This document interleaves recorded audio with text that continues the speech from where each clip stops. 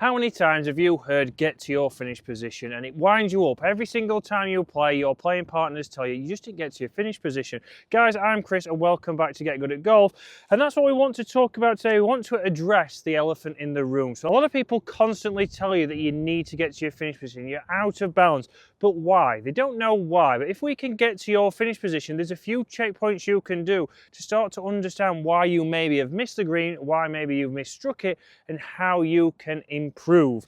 So obviously when we're having a golf swing, there's a lot of checkpoints. So we want to make sure that this takeaway is pretty good, which again, people won't mention, often talk about your finish position. We then get up to the top, we're back down into delivery, and then it's into this finish position here. And how many times I don't see people get into this position here, where the right foot is off, my hips and chest are pointing straight towards the target, is unbelievable. And that's what we see from your higher handicap golfers or even single figure handicap golfers who can't get to that next level. So what we want to be able to do and why we want to get there is if my hips and chest are pointing towards the target, my weight is on the left, we know that we've transferred our weight and we've rotated through the shot. Because a lot of people when coming into impact will say, well, I have turned.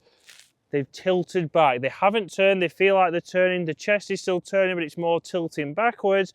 And then from there, we're either going to leave the face wide open or I'm going to release those hands. Sometimes time it and get it on line, but sometimes hit a very quick left. And then in the finish, they're here, okay? Chest and hips are pointing right. Weight is predominantly still on that right foot. And from there, obviously, we're going to get a lot of deviation in your low point. So sometimes I'm going to hit it thin, sometimes I'm going to catch it fat, and sometimes I'm going to hit it left or right. And that's not what we want to do. So we want to make sure that when we're in here, if I hit a shot, I want to start to work out why maybe a certain shot is happening. So a lot of the times when I see people hit a shot like that to the right, look where my finish position is.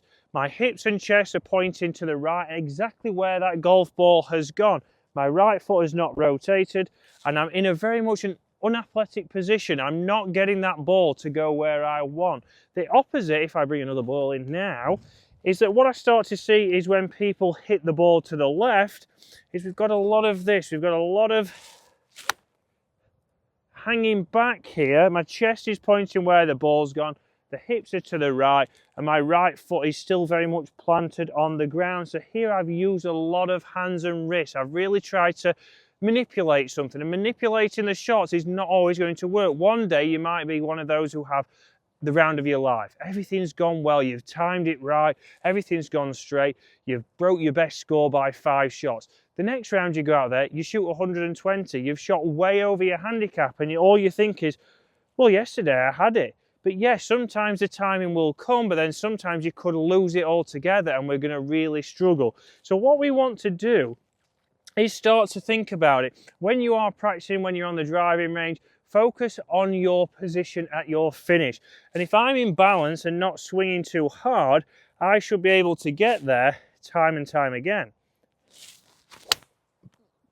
You see there, ball flight straight, a nice penetrating ball flight, a nice interaction with the turf, and hips and chest are pointing exactly where that golf ball has gone.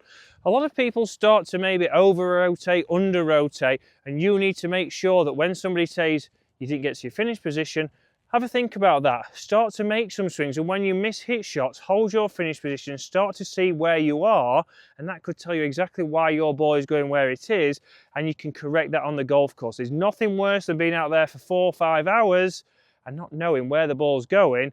If you do that, guys, it can help you get good at golf.